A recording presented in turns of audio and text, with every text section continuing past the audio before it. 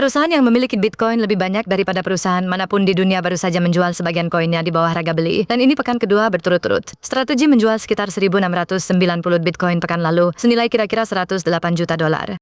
Setiap dolar dari penjualan itu langsung keluar lagi, dipakai membeli kembali saham preferensi TRC milik perusahaan sendiri. Pada periode yang sama, perusahaan mengumpulkan lebih dari 650 juta dolar dari penjualan saham biasa, lalu mengalihkan hampir seluruhnya ke kas, bukan ke Bitcoin.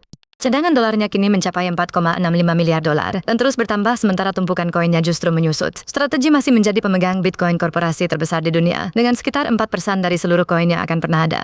Total kepemilikannya kini sekitar 840 ribu Bitcoin. Tetapi pekan lalu perusahaan menjual sahamnya sendiri sekitar 6 kali lipat lebih banyak daripada Bitcoin. Artinya arus uang perusahaan pekan lalu bergerak dua arah sekaligus, keluar dari Bitcoin dan masuk ke dolar. Nilai seluruh kepemilikannya kini sekitar 1,5 miliar dolar AS.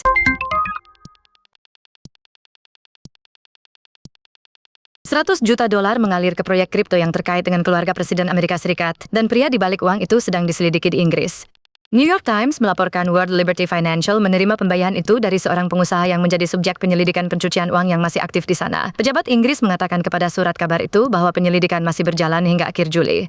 Pengusaha tersebut belum didakwa atas pelanggaran apapun dan belum ada putusan pengadilan terhadap dirinya. Uang itu masuk lewat perusahaannya, Aqua 1, yang memakainya untuk membeli token WLFI milik World Liberty. Sebanyak 75 juta dolar dari pembelian itu akhirnya sampai ke perusahaan yang dikendalikan keluarga Trump. Artinya, 3/4 dari pembayaran awal berpindah dari investor yang sedang disorot ke bisnis milik keluarga presiden yang sedang menjabat.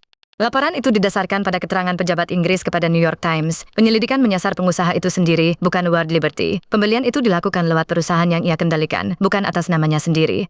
Sampai sekarang belum ada dakwaan maupun putusan apapun terhadap dirinya di Inggris.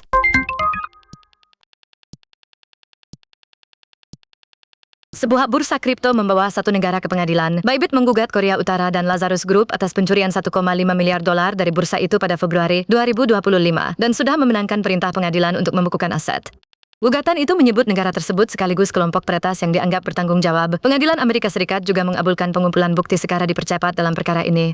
Putusan itu memungkinkan Bybit meminta identitas akun, saldo, dan riwayat transaksi dari platform yang beroperasi di Amerika. Bursa menyatakan telah memulihkan lebih dari 48 juta dolar sejauh ini dan membukukan lebih dari 30 juta dolar lagi. Digabungkan, kedua angka itu hanya sekitar 5% dari yang dicuri. Lebih dari 1,4 miliar dolar masih belum kembali. Gugatan ini menandai langkah hukum bursa terhadap sebuah negara. Perintah pembekuan dan perintah bukti kini membuka jalur hukum bagi Bybit menuju platform yang mungkin menyimpan sisanya. Kasus ini menempatkan sebuah negara berdaulat sebagai tergugat dalam sengketa aset digital. Sisa dana yang belum kembali jauh lebih besar daripada yang diamankan. Subscribe sekarang